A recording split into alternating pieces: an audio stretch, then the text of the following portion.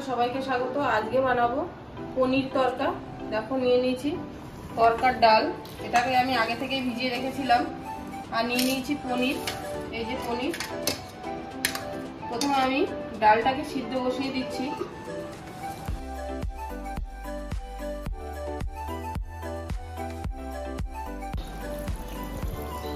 দিয়ে দিচ্ছি হলুদ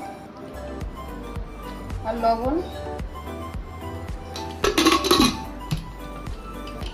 তরকার ডালটাকে আমি বসিয়ে দিয়েছি, এটাকে আমি 4টে ছিটি দেবো, তাহলে হয়ে যাবে। পনিরটাকে এখন আমি ছোট ছোট করে কেটে নেব।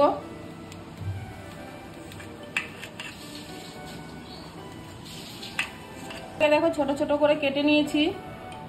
একটা প্লেট বসিয়ে দিয়েছি, আমি অল্প করে তেল দিয়েছি। এখন পনিরটাকে হালকা লাল লাল করে ভেজে নেব।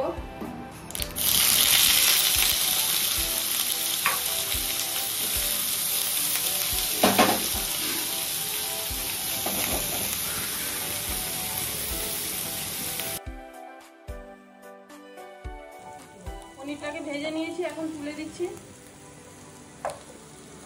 একটা কড়াই বসিয়ে দিয়েছি, কড়াইটা গরম হয়ে গেছে। এখন আমি তেল দিয়ে দিচ্ছি। প্রথমে দিয়ে দিচ্ছি পেঁয়াজ কুচি।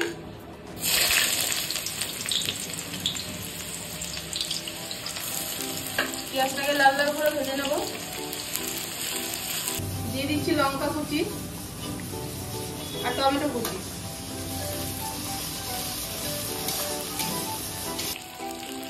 আদা রসুন বাটা।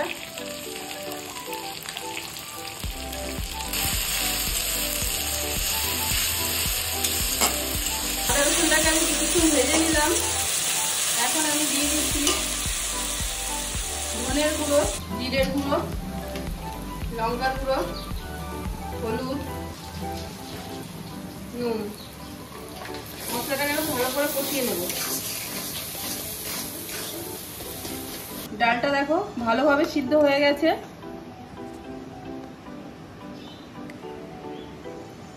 এদিকে আমার মশলাটাও কষানো হয়ে গেছে। এখন আমি এই সিদ্ধ করা তরকাটা দিয়ে দিচ্ছি।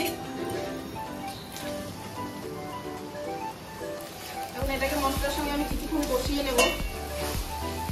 এটাকে ভালো করে আমি কষিয়ে নিয়েছি। এখন দিয়ে দিচ্ছি জল পরিমাণ মতন।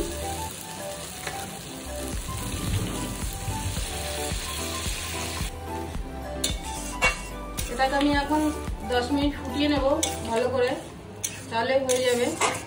এটাকে আমি ভালো করে ফুটিয়ে নিয়েছি। এখন এর উপর থেকে দিয়ে দিচ্ছি পনিরটাকে ছড়িয়ে।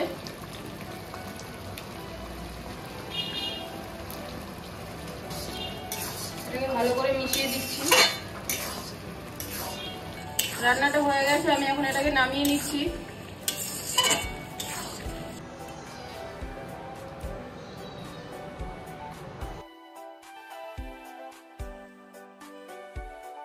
পনির তরকার রেসিপিটা হয়ে গেছে। আমার রান্নাটা যদি ভালো লাগে অবশ্যই কমেন্ট করে জানাবেন আর সাবস্ক্রাইব করবেন। তাহলে দেখা হচ্ছে পরের রেসিপিতে।